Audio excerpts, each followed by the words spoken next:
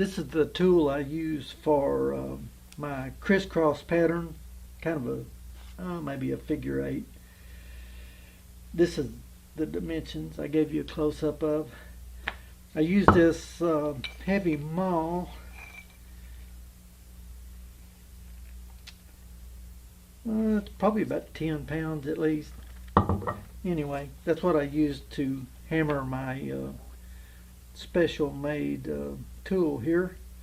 I think any clicker die company could make you a hand-driven punch like this.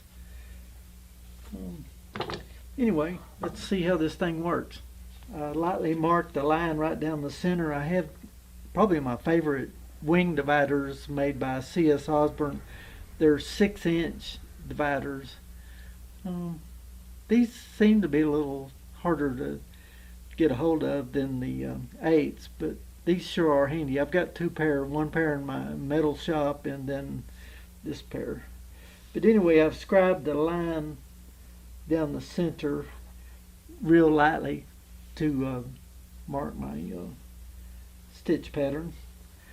And one thing about that, it makes an indentation kind of like the groover here where your stitches, when you sew them on the machine, they lay down in there and won't wear out as easily as just sewing a pattern in there.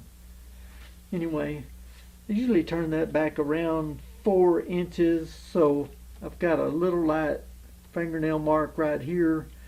I won't want to go any higher than that.